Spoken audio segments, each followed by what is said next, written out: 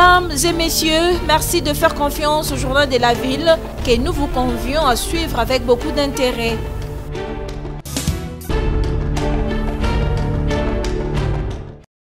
Lancement ce jeudi 14 juillet 2022 à Kinshasa au Palais de Justice dans la salle Léon Kengo Wadondo par la ministre d'État, ministre de la Justice et garde de Sceaux, Rose Mutombo Kiese, de l'atelier de réflexion sur le fonctionnement et le financement du guichet unique des créations d'entreprises, GUC en sigle.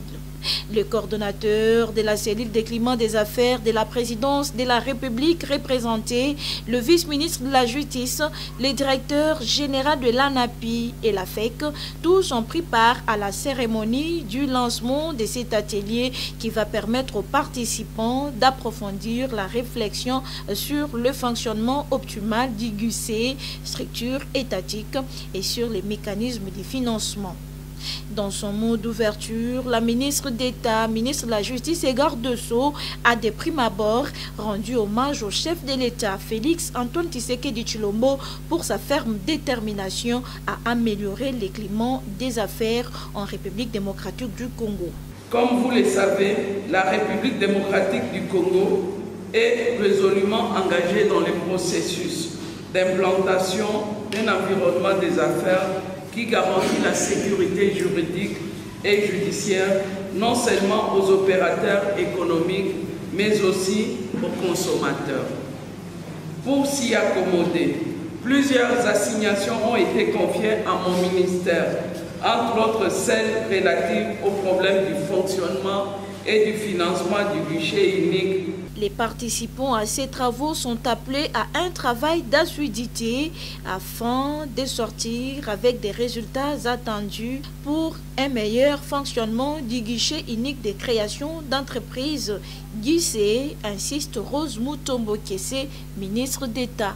J'attends de vous un état des lieux de sa situation globale.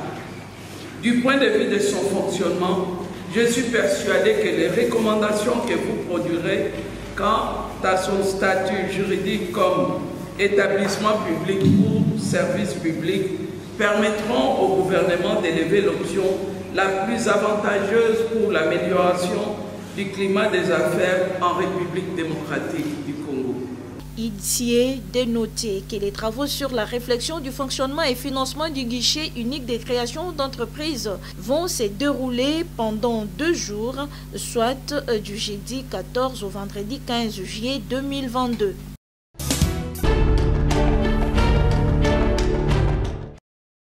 Le ministre de la Santé publique, Hygiène et Prévention, Dr Jean-Jacques Mbungani, accompagné de la vice-ministre Véronique Kilumba, a reçu ce jeudi 14 juillet 2022 en son cabinet de travail une délégation composée de membres du réseau africain d'épidémiologie African Field Epidemiology Network.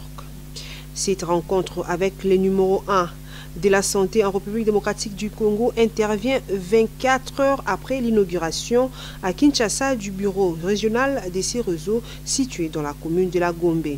AFINET, c'est un réseau de programmes qui forment les gens en épidémiologie de terrain. On travaille avec le ministère de la Santé. Pour le moment, on travaille dans 31 pays d'Afrique. On assiste le ministère de la Santé à créer une capacité permanente pour pouvoir répondre effectivement aux épidémies qui attaquent nos pays. On a eu l'entrevue avec le ministre. Hier, on a fait l'inauguration du bureau régional de la FINET au pays. En RDC, ça s'est fait hier. Aujourd'hui, le ministre nous appuie pour trouver un terrain où on peut construire un grand bureau régional pour pouvoir coordonner des activités qui se passent dans d'autres pays autour de la République démocratique du Congo. Le ministre Jean-Jacques Mbungani a pour sa part salué l'initiative et félicité le réseau pour avoir formé les épidémiologistes congolais. Aussi a-t-il promis son implication personnelle pour trouver un terrain devant leur permettre de construire un grand bureau régional pour pouvoir coordonner les activités d'AFENET au niveau de la République démocratique du Congo. Et ceci dans les soucis d'arriver à avoir un épidémiologiste dans chaque zone de santé.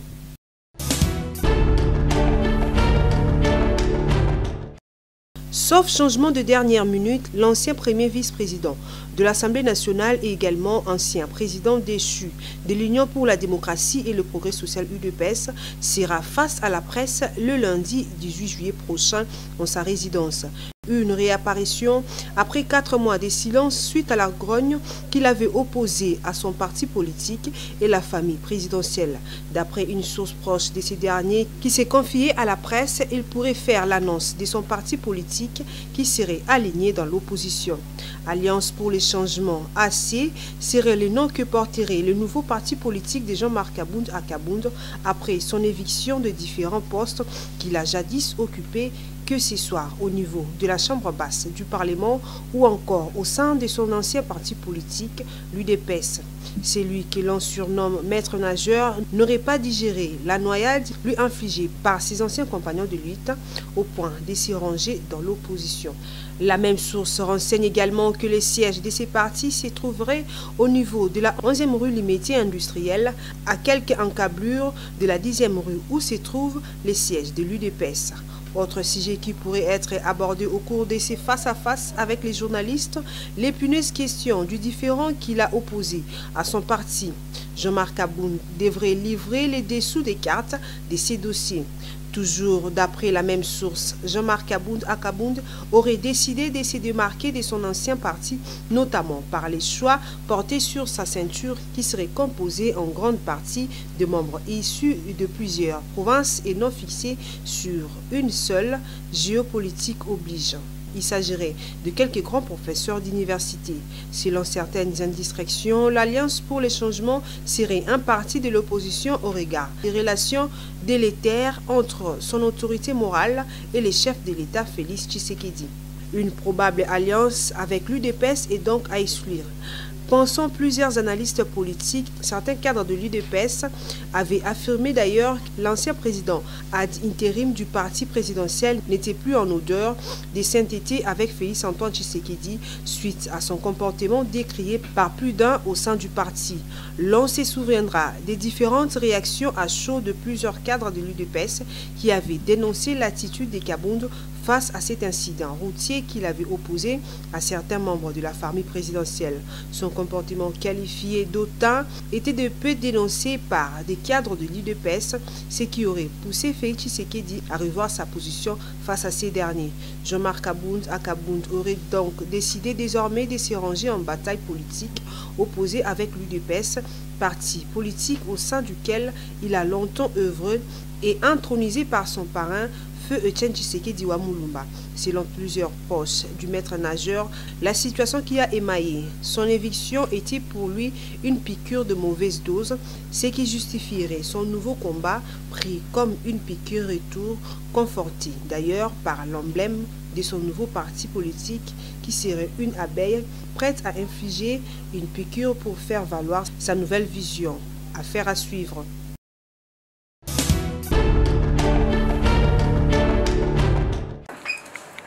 Le directeur général de la SNEL SA, Jean Bosco Kayombo, a signé un protocole d'accord avec le DG de Pongo Énergie, Abraham Kuntiangba, en présence du gouverneur ad intérim de la Tchopo, Abibou Sakapelabine Mungamba.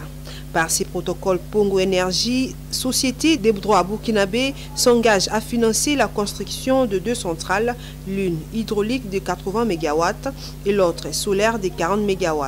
C'est là dans le but de booster la desserte dans la province de la Tchopo et ses environs. C'est vraiment un grand motif de satisfaction pour moi et ce qui pourra rassurer à coup sûr la population congolaise. C'est de la ville de Kisangani qui souffre énormément de cette déficit de l'électricité. Donc je pense que si les choses évoluent comme il se doit selon le chronogramme, il y a de quoi espérer. C'est pour cette raison que je rassure toute la population de la province à s'approprier cette initiative, à garantir la sécurité à l'entreprise Pongo Énergie et donc ce qui pourra nous amener à un lendemain meilleur pour notre population.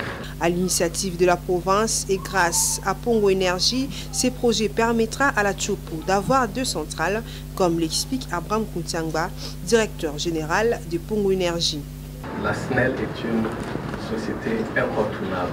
Elle a déjà fait des grands investissements. Aujourd'hui, le réseau que la SNEL a, nous on n'a pas les moyens d'y déployer, même disons un 5e. Nous, on va s'en charger à faire la production et construire une ligne de transport pour injecter de l'énergie produite sur le réseau de la SNEL. L'équipe technique de Pongo Énergie était à Kisangani. L'équipe technique a fait près de 2 semaines à faire les études. Et moi-même, j'étais présent à Kisangani. J'ai vécu les délestages, même la nuit. Et pour cela, j'ai pris un engagement pour construire rapidement une mini-centrale de 10 MW. J'ai vu vraiment l'urgence. La SNEL, forte de la recommandation du chef de l'État, celle de voir l'électricité partout au Congo, le directeur général Jean Bosco Kayombo dit la disponibilité de sa société à participer au succès de ces projets qui venaient d'être lancés au niveau de Kisangani.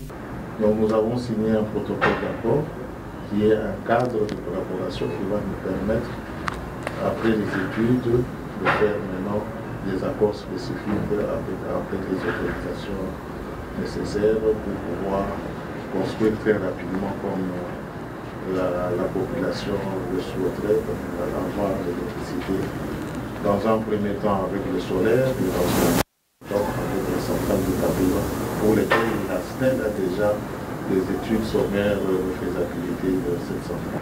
Le message d'espoir, c'est cela que nous venons de le donner par si nous concrétisons ce projet, c'est déjà un très grand pas et nous connaissons la demande de cette population.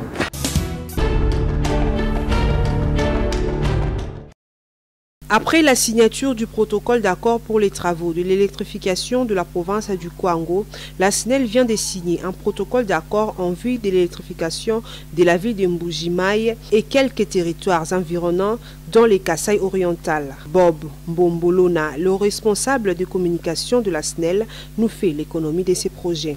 Nous vous avons montré la fois passée la signature du contrat entre la Société nationale d'électricité et un prestataire qui avait gagné le marché, qui a gagné 2 lots. Les 2 lots consistaient en la construction de la ligne qui part des lignes moyenne tension qui partent des centrales to be D. C'est pour ramener de l'énergie dans la ville de Mbujimayi et dans des localités environnantes. Vous avez vu ces contrats, vous avez vu ces prestataires. Aujourd'hui, en fait, c'est parce que les choses doivent aller le plus vite possible.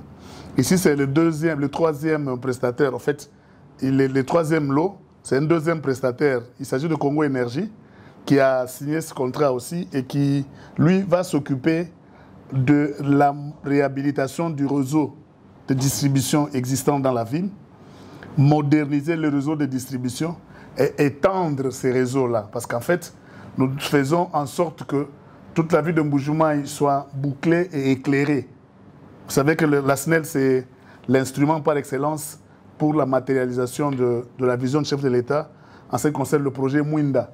Et vous allez voir que dans 10 jours, on va nous présenter le plan de comment ils vont travailler. D'ici la fin du mois, on lance le travaux et les amis de Mbujimayi auront de l'électricité. Vous savez que nous sommes l'instrument par excellence pour matérialiser cette vision. C'est pourquoi nous disons ici, il a dit, il a promis et il le fait. Nous avons reçu ces instructions et nous matérialisons ces instructions. Vous allez voir que d'ici, là, les amis de Mbujimayi vivront l'électricité comme partout ailleurs en RDC.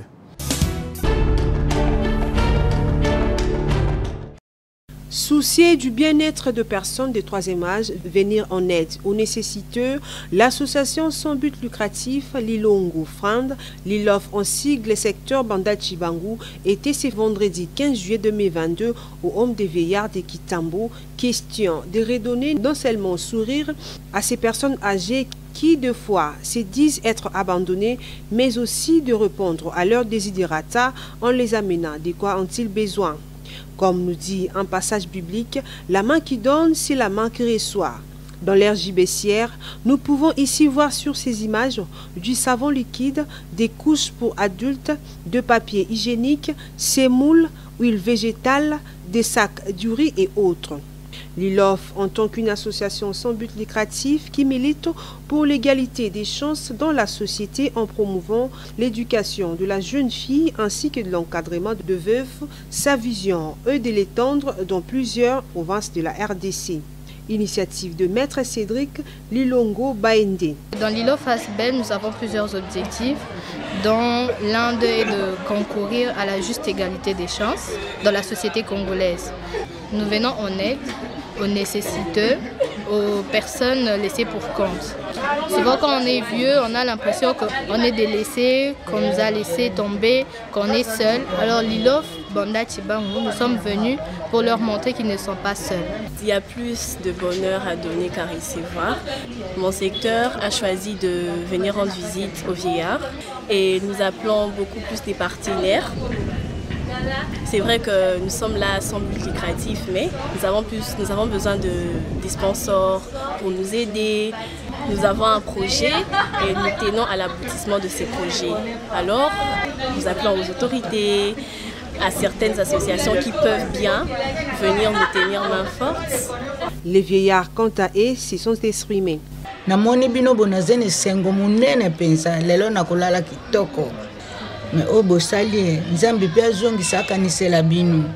Cette visite nous encourage à continuer la vie, ça nous encourage à vivre. À cela que Dieu vous donne la longévité et qu'il augmente vos avoirs.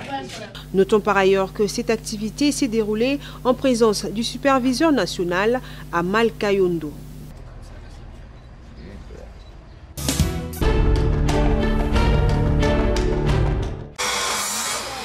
L'opération d'assainissement dans la commune de Lancelé se porte bien avec les concours du bourgmestre de cette commune, Brigitte Kenge, indique le chef du quartier Mpassa 3 Biwa et Wagi Champion Bailotaka.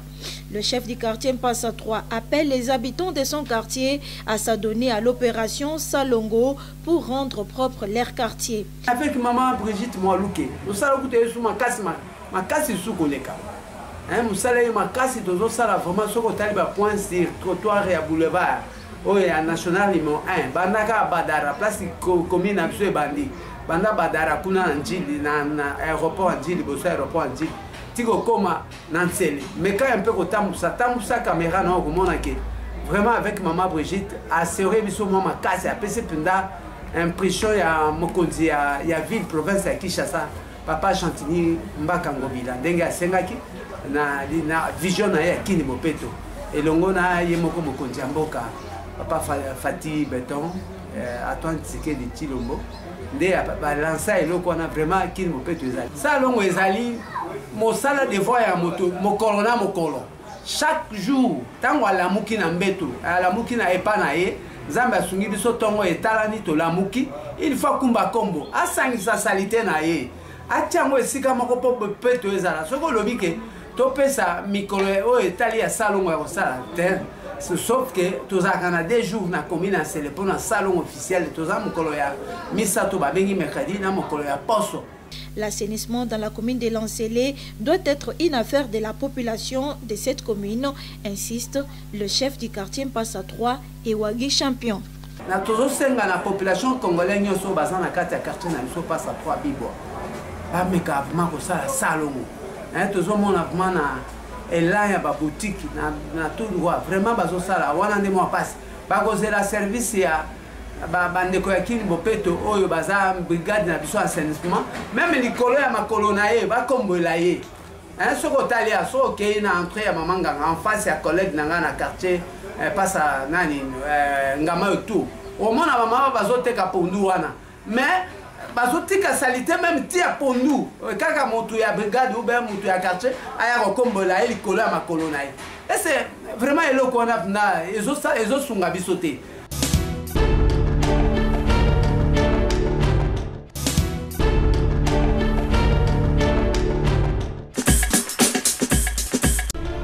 Fin fin de cette session d'information du journal de la ville. Mesdames et messieurs, merci de l'avoir suivi.